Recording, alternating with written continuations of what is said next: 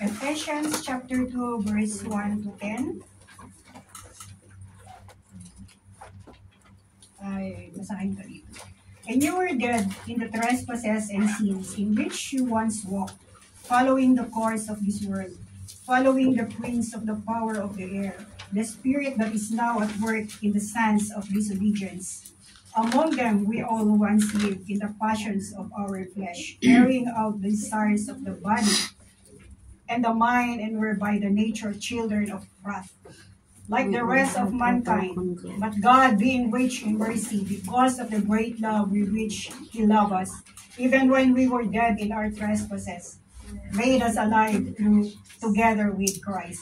By grace you have been saved, and raised us up with Him, and seated us with Him in the heavenly places in Christ Jesus, so that in the coming ages He might show the immeasurable riches of His grace and kindness toward us in Christ Jesus.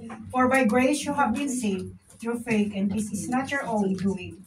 It is the gift of God, not a result of works, so that no one can boast. For we are His workmanship, created in Christ Jesus, for good works, which God prepared beforehand, that we should walk in them. Heavenly Father, once again, we thank you, Father God, for your presence.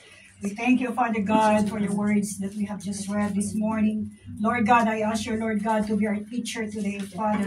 Lord, open up our hearts, Father, even our understanding, Father God. Lord, every word that I utter this morning will become alive to us, Father God. Hallelujah. Lord, be glorified, be magnified, Father God, through your words, Father.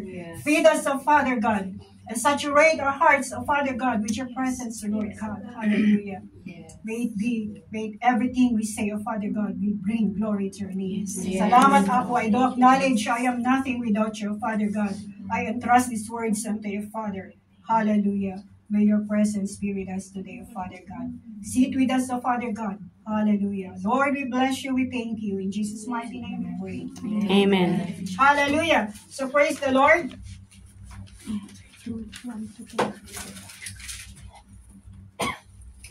Praise God. So our theme for today is about living a renewed life in Christ. Amen. Hallelujah. So may you ask yourselves today, this morning, and examine yourself if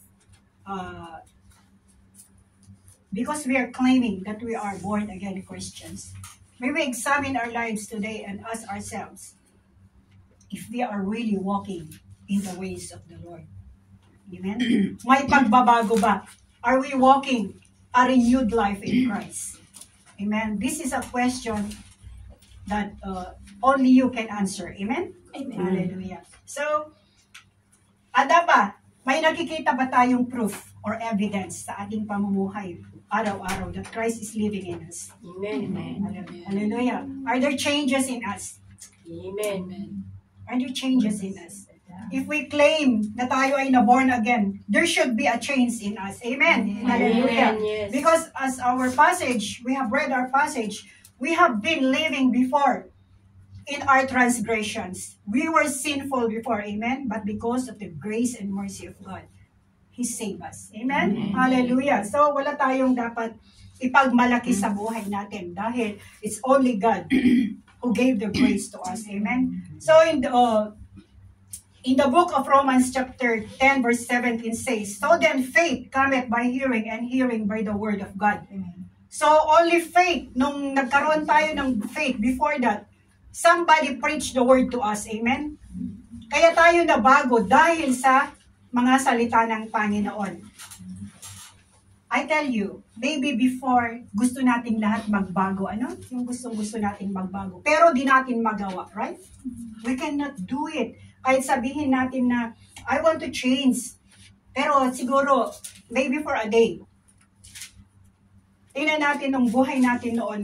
When we were not yet a Christian or a believer in Christ before, yung yearly natin na yung New Year's resolution, di natin magawa. Siguro yung first day lang, okay.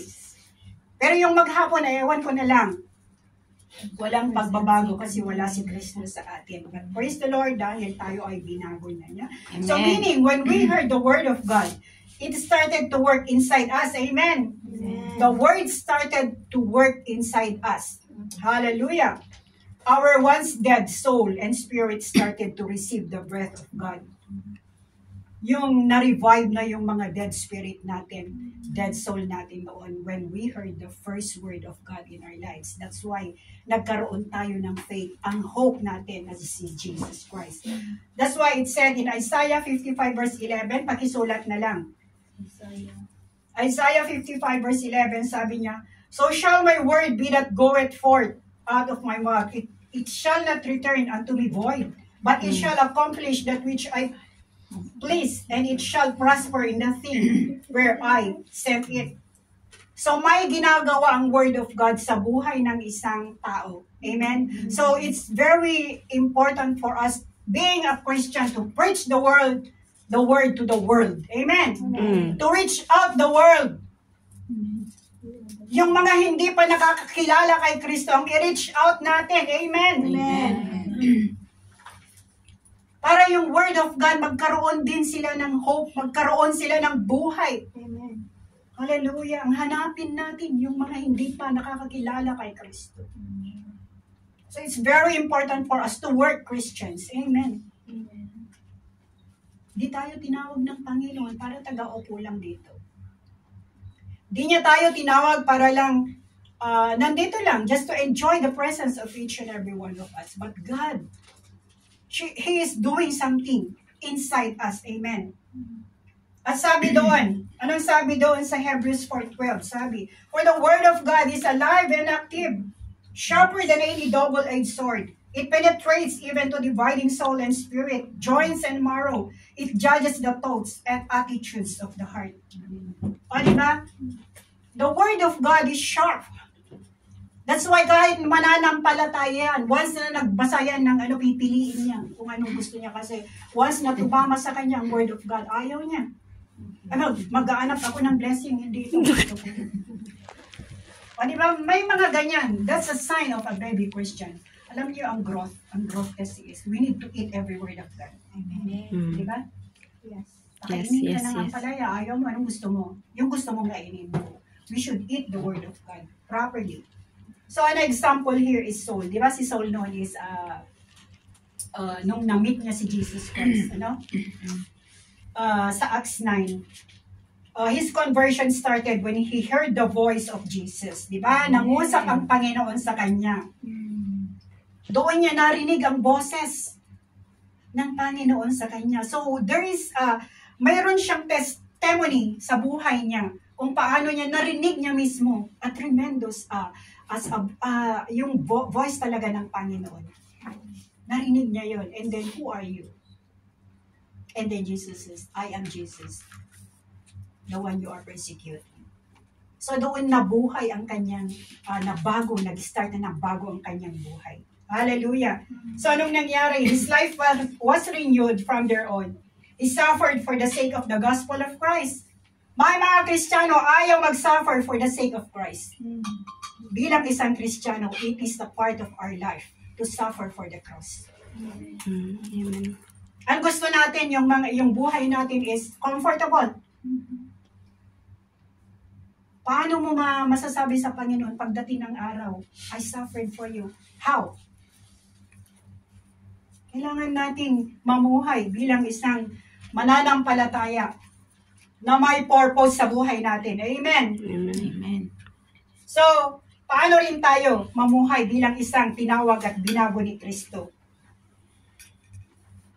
May mga dapat ba tayong gagawin bilang isang anak ni Kristo? Bilang isang binago niya? Ano ang dapat na naman natin gawin sa buhay natin? As I have told you before, God did not call us here just to sit down and praise the Lord. Yes, it's good to praise the Lord. But there's a reason why God called us. Amen. Amen. Tinawag tayo bilang He saved us because of a purpose. Amen? Amen. So, living a renewed life in Christ, number 1 is to live a sanctified life. Set apart, ibig niyang sabihin, by God Set apart for God, set apart from sin and unto a holy life. Kailangan nating mamuhay ng sanctified, separated from the world. Ano?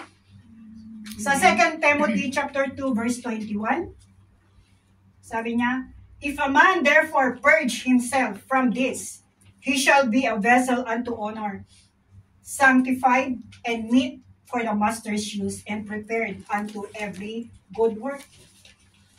Amen? May gagawin ang Panginoon. Tinawag niya tayo para maging vessel of honor. Yung ba ipapagawa siya sa atin. Amen? Hallelujah. Sanctified, ibig sabihin, nung nilinis na tayo, we are being separated from the world. Na hindi na tayo nakikiayon sa kagustuhan ng mundo o sa kagustuhan natin na hindi nakakabigay lugod sa Panginoon. So how are we sanctified? By the Word of God. Amen. So John 17:17, sanctify them by the truth. Your word is truth. Alam niyo ang katotohanan. Pagkakatotohanan ang pinag-uusapan, ayaw natin marinig na. Kasi katotohanan masakit. Pero masakit din naman ang sinungaling, di ba? Mas masakit ang sinungaling. Kasi katotohanan din yun na yung tao na yan, sinungaling din, kaya masakit sa atin, no? And the truth hurts. So the word of God, sabi natin kanina, it's sharper than any double-edged sword. Kaya pagka yan tumama sa atin, may gusto niyang putulin sa buhay natin. Kung minsan, of course, it really hurts. But there is a power of God to heal. Paano ma-heal yan? Through the word of God. That's right. Amen. Walang ibang mag-heal dyan, kundi ang word of God din. Hallelujah. Amen. And then by the blood of Jesus, sa Hebrews 13:12, sabi niya, where Jesus also, that He might sanctify the people with His own blood, suffered without decay. Through His blood, people who believe in Him were sanctified. Amen. So, kailangan natin mamuhay na naaayon sa gusto ng Panginoon. Hindi sa gusto natin. Amen? We need to know. Yun sa Romans chapter 12 verse 1. Lagi nating na-memorize na yata natin yan. Ano? But then, parang kung minsan, we still mingle to the Word. We still mingle with the world. Of course, sabi natin, we are not perfect. But then, kailangan natin, huwag nating gagawin yun, yung sasabihin na we are not perfect. Para lang magiging excuse natin yan to do something that is not allowed. Amen? Para kasi ang hirap kasing mamuhay bilang isang Kristiyano kasi daming bawal ito, bawal yan. Pero it's our good. It's for our own good, di ba? Kasi, of course, even sa family natin, pag ang tatay at nanay natin, dinidisiplina tayo, it's for our own good. Ano? Pagka napariwara ang isang anak, anong gagawin ng Panginoon yan? He will use His word. So, ang dami-daming Lord God, revive me. Bakit? We know inside us that we are dead spiritually. Yung fire na sa atin, nawala na yung fire because of worldly acts na ginagawa din natin. Mas nauuna ang mga ginagawa natin sa mundo na akala natin is to glorify God, hindi pala. Alam niyo ang trick ni Satanas. Ginagamit din niya ang word of God. Yes. That's true. Diba? And after that, once na na-trap ka niya, hirap nang umalis doon. Especially, ano ang focus? Sabi doon dito rin sa Word of God. In these last days, nawawala na yung pananampalataya ng mga believers. They are lovers of themselves, lovers of money. Doon nakitrick ang mga anak ng Panginoon. Amen? Hallelujah. So we need to live a sanctified life. Of course, may mga pagkakataon na tayo nagkakamali, but we need to go back to God. Ask for forgiveness, pero wag nating gawing parang, ano na yun, parang bisyo na. Hindi bali naman kasi God is love naman eh, parang gano'n na. God is love, He loves me, kahit magkakasala ako, God still forgive me. But in saying that, you are mocking God. Diba? Mocking yan sa Panginoon. So beware of the tricks of the enemy. No? Hallelujah.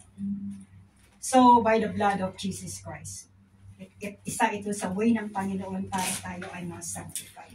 Number 2 here is a life of obedience. Pag pinag-uusapan ng obedience, anong pumpasok sa isip natin? Pera? Yung pagbibigay? Kasi yan ang sabi ko sa inyo, yan ang unang trick ni Satanas. Pag sa obedience, kailangan magbigay ka kasi you will be blessed. Ano? Amen. Huwag natin gawing ito. Huwag natin gawing parang na ito na pagka-obedience is money na kaagad. No.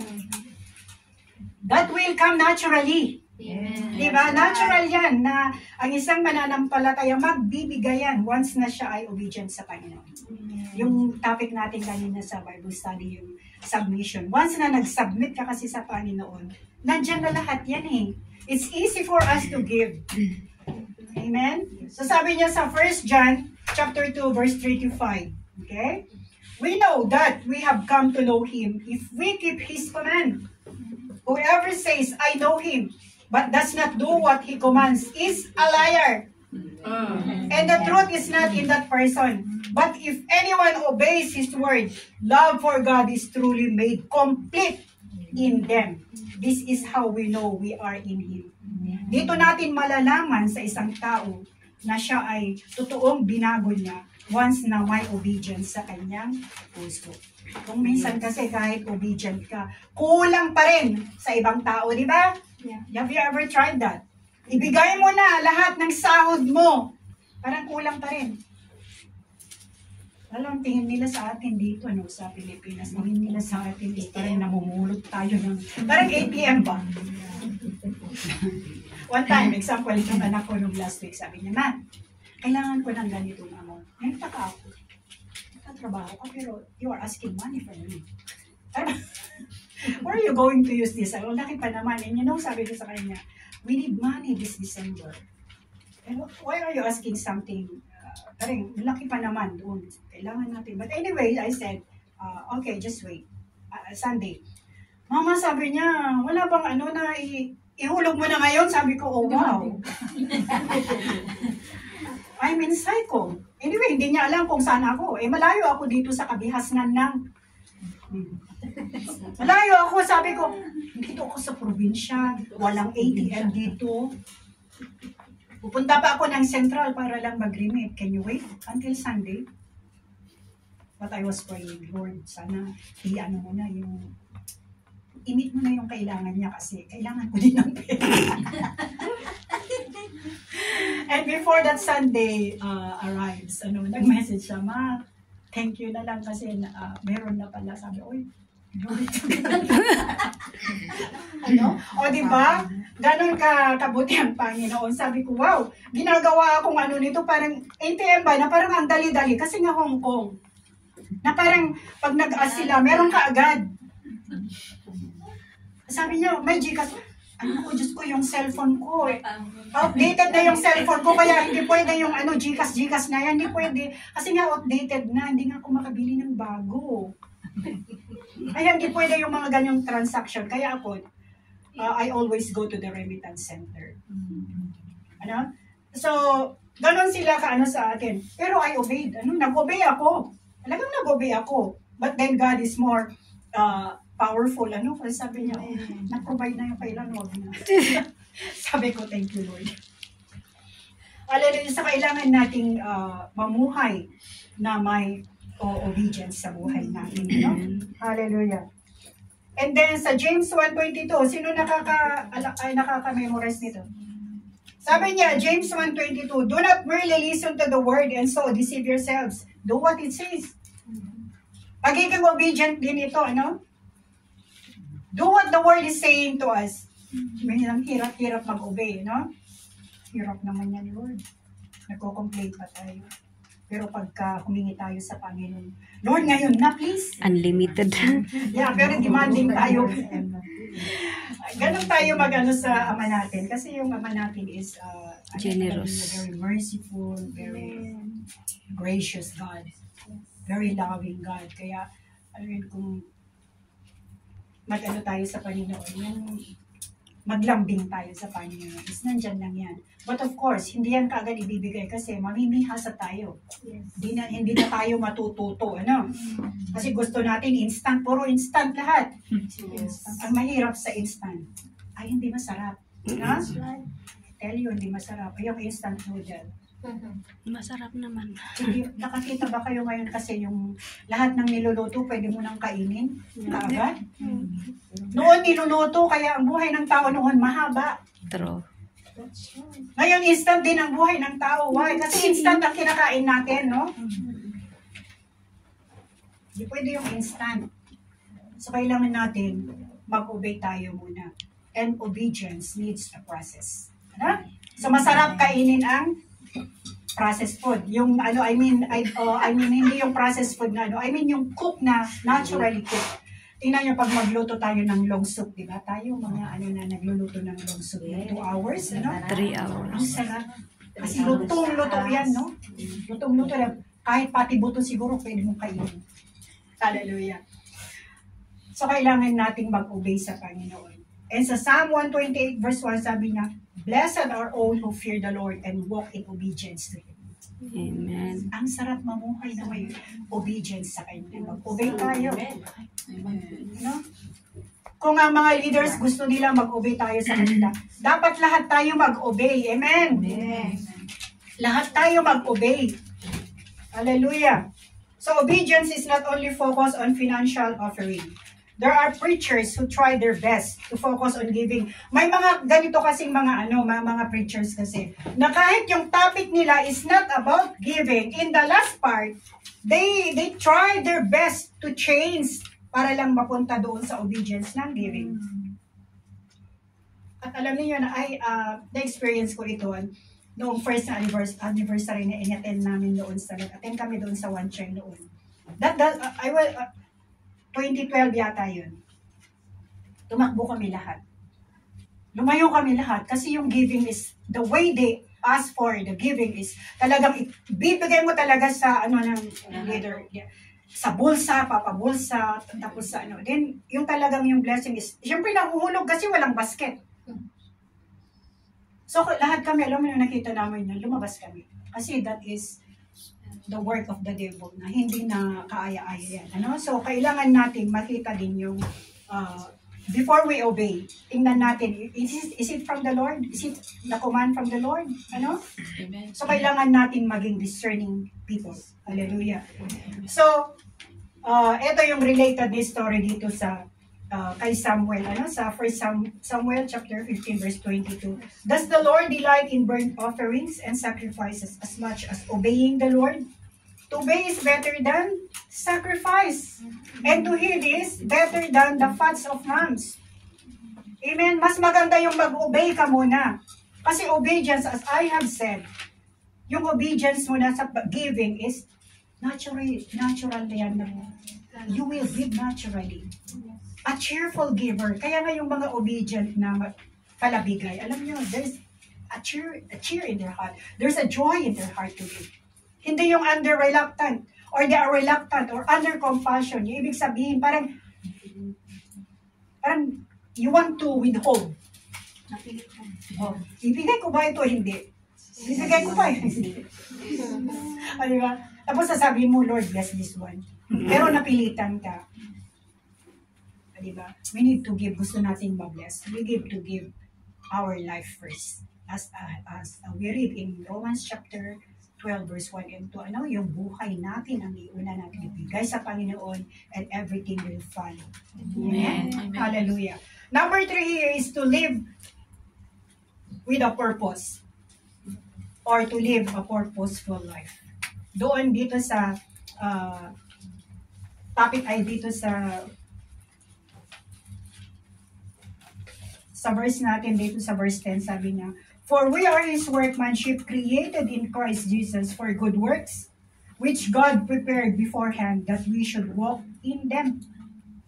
May purpose ang Panginoon sa buhay ng bawat isa sa atin, no? What is God's purpose in our lives? Ano sa palagay niyo ang purpose ng Panginoon? Bakit tayo nandito ngayon sa church na ito? Bakit nandito tayo ngayon worshiping Him? Hallelujah. Alam niyo may mga purpose ang Panginoon. Okay? To be a witness of Christ. That is the number one purpose why God called us. To be a witness of Christ. Ano? Hindi tayo tinawag ng Panginoon para umupo lang, waiting for somebody to come in the church, waiting for a blessing to come. We need to be a witness of Christ. Doon sa Acts 1:8, di ba? Yung sa Acts 1:8, magandang example yan, ano? Yung sila ay umalis, mga disciples ng Panginoon. They become a witness. Okay, tingnan natin yung Acts.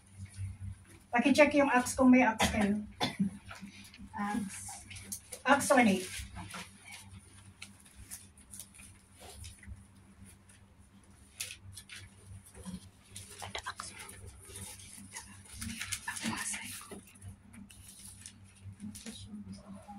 Sabi niya dito, "But you will receive power when the Holy Spirit has come upon you, and you will be my witnesses in Jerusalem, and in all Judea and Samaria, and to the end of the earth." Amen. So, kailangan nating maging witness. Hindi tayo witness sa mga chismisan. Amen. Amen. Amen. Alam niyo kasi, pagka chismisan na, lahat tayo, all ears tayo. Pero pagka word of God na, ayaw natin makinig. Pagka chismisan na, uy, kahit problema nila sa kabila, alam na alam mo. Hallelujah. Alam na alam mo yung problema. Kung hindi pa, tatanungin mo pa, uy, ano ba yung problema doon na narinig ko? Why are you so interested? Instead, why don't you go out and be a witness of Christ? Kung sa hukuman. Before you become a witness, kailangan may ebidensya ka. Para maging legit yung sasabihin mo doon sa hukuman. Dito, magiging legit tayong Kristiyano to be a witness. Kasi kilala natin ang Kristo na ating Panginoon. Amen? And we need to witness to the people na hindi pa, ganito ang Kristo, ganito si Kristo, ganito sa buhay ko si Kristo. At least may evidence tayo. Ngayon, yung nagtatanong kasi hindi niya kilala, ipakilala mo nga sa akin. Of course, we have something to tell them. Pagka doon sa chismisan, once na natulfo kayo, ewan ko na lang. Kung gusto pa ninyong tatayo doon, siguro lahat tayo sabihin, hindi ko yan, hindi ko alam yan, lahat tayo ayaw nating tumayo para maging witness doon. Kawawa naman yung taong pinag-chismisan ninyo. Lalo pagka ang chismis is ganito. Siya si ganito, nakita ko ganito. Paano kung magkasama lang pala sila? Especially our life here in Hong Kong. May nakita ka lang na katabi lang ng ganito. Ang hirap ng buhay natin dito. Kaya ang sa atin sa Pilipinas, ang tingin nila sa atin is parang very cheap tayo na mga tao. Very cheap ang mga OFWs. But praise the Lord, dahil nandito tayo para malaman ang tungkol sa Panginoon and to be a witness to the world. Amen? Amen. Praise the Lord. At lahat ng mga bagay na yan na hindi ka aya-aya sa Panginoon, alisin na natin. Nakakasira yan sa buhay ng isang tao. Amen? Why are we interested in the life of other people? Amen? May sarili tayong buhay na pakialaman natin. What is important is, we need to be sure na tayo ay lumalakad na ayon sa gusto ng Panginoon, sa purpose ng Panginoon sa atin. Are we really walking in the purpose of God? He called us to be a witness. Para tumayo in behalf of Christ. Para pagdating natin doon, siya rin ang ating advocate. To say to the Father, this child of mine is righteous. Diba? Para hindi tayo pagsabihan, I don't know you. Sayang lang ang mga time natin, pagpunta natin dito, para mag-worship. Pero iba pala ang nasa isip natin. Tinataas natin mga kamay, ang lips natin, pero ang puso natin layo-layo sa Panginoon. You know? We have all the purpose of God in our lives. Tinawag tayo para maging witness niya. Hallelujah. To make disciples. Amen? To make disciples. Sa Matthew 28, verse 19 to 20. O, diba? Okay, tingnan natin yung Matthew. Great Commission. Para patunayan din natin. Kasi mahirap pagka... Kaya kailangan nating may Bible. Kasi pagka tinanong tayo, at least may babasahin tayo, di ba? Pag sinasabi mo, hindi ako naniniwala dyan, wala kang Biblia eh. Baka hindi mo alam basahin yung Biblia mo, di ba? Nakakahiya. Okay? Matthew 28, verse 19 to 20. Sabi niya dito, Go therefore and make disciples of all nations, baptizing them in the name of the Father, and of the Son, and of the Holy Spirit, teaching them to observe all that I have commanded you. And behold, I am with you always to the end of the age. Amen. So, hindi tayo pala nag-iisa. Hindi tayo hahayo na nag-iisa kasi kasama natin ang Diyos. Amen. Hallelujah. So, there's a purpose. Magiging disciple makers tayo. Of course, before you become a disciple maker, kailangan mag-undergo kayo ng discipleship. Yes. Amen. Para naman at least may explain mo what is faith, what is prayer, what is salvation. Anong i-preach mo once na lumabas ka? Is it tithing or giving? Or rapture? Tatakasan ka ng Salvation. Tatakasan ka ba once na ang i-preach mo is giving? Or rapture? Ay, ewan mo, hindi ko naintindihan yan. Diba? Ang unang-una nating sasabihin sa kanila is the goodness of God, the good news of God. What is that? Salvation. Amen? Hallelujah. So God created us for His own purpose. So don't try to insist that God must approve your plans and will. May mga plano din tayo. Ano? Pero wag mong i-insist, wag mong ipilit na Lord God, yung gusto ko dapat ikaw ang umayon sa gusto ko. No? Sa Proverbs chapter 19, verse 21, sabi niya, Many are the plans in a person's heart, but it is the Lord's purpose that prevails. Of course, maganda rin yung may plano tayo, amen? But all the time, lahat ng plano natin, di ba, pagkaminsan, na-change yan dahil mas maganda pala ang plano ng Panginoon sa atin, amen? Hallelujah! So, anong purpose niya? Sabi niya, okay, anak, mag-disciple ka muna, punta ka, you make disciples, you go and preach the word of God, my word to the people, be a witness, be a disciple maker. Once na nag-obey ka, alam mo yung plano mo, yung desire mo, ibibigay ng Panginoon niya. Amen. Basta alam niya, align sa kanyang will. Amen. Kasi alam niya ang kailangan ng bawat isa sa atin. Hallelujah. So, God's purpose for us is to continue working out our salvation with fear and trembling. Sa Philippians chapter 2, verse 12 to 13.